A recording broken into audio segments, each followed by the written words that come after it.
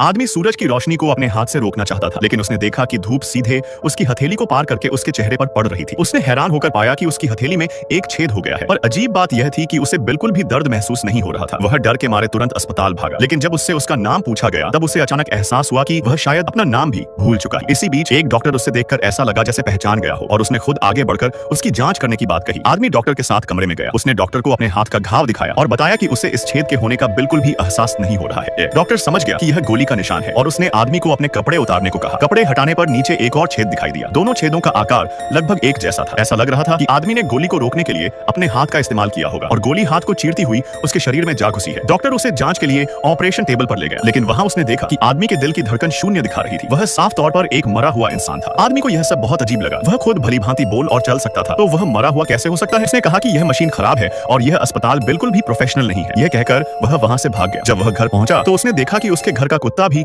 उसे अजनबियों की तरह देखकर भौंकने लगा और भाग गया। और इस बात की परवाह न करते हुए उसने एक चिमटी से अपने शरीर के छेद के अंदर देखा और डॉक्टर की बात के अनुसार उसने अंदर से एक गोली बाहर निकाली। उस गोली को देखते ही अचानक उसके दिमाग में कल रात की सारी घटनाएं ताजा हो गई। उसका नाम मैट है और वह एक पुलिस अधिकारी है। कल रात वह हमेशा की तरह अपने कुत्ते को लेकर बंदरगाह पर टहल रहा था। वहां उसने अचानक एक आदमी को किसी पर हमला करते देखा। मैट ने चेतावनी देने के लिए हवा में गोली चलाई, लेकिन वो बदमाश भागने लगी। मैट दीवार से सटकर उसके साथ मुकाबला करने लगा। तभी वह बदमाश अचानक उसके पीछे से आ गया। उसने बिना किसी हिचकिचाहट के ट्रिगर दबा दिया, जिससे गोली मैट की हथेली को पार कर गई। इसके बाद उसने मैट को समुद्र में फेंक दिया। यही वजह थी कि वह सुबह समुद्र के किनारे होश में आया था। सब कुछ याद आने के बाद मैट ने तुरंत पुलिस स्टेशन फोन किया और अपने साथियों से कल रात बंदरगाह पर हुई हत्या की जांच करने को कहा। लेकिन जब मैट खुद वहां पहुंचा तो उसके साथियों ने बताया कि उन्हें वहां कुछ नहीं मिला। वहां न तो कोई पीड़ित था और न ही जमीन पर खून का एक भी कतरा। घर लौटने के बाद मैट ने अपनी पत्नी को हाथ के छेद के बारे में बताने का सोचा, लेकिन वह डर गया कि कहीं वह परेशान न हो जाए, इसलिए उसने इरादा बदल दिया। फिर भी मैट के अजीब बर्ताव ने उसके परिवार का ध्यान खींच ही लिया था। उसकी भूख सामान्य से कई गुना बढ़ गई थी। पूरा बर्तन भरकर चावल खाने के बाद भी उसका पेट नहीं भरा। उसके पीले पड़े चेहरे को देखकर उसकी बेटी को लगा कि उसके साथ जरूर कुछ हुआ है। अपनी बेटी को दिलासा देने के लिए मैट ने उसे गले लगाया, लेकिन जब दोनों गले मिले तो मैट को अचानक अपने शरीर में एक अजीब सी ताकत का एहसास हुआ। उसका शरीर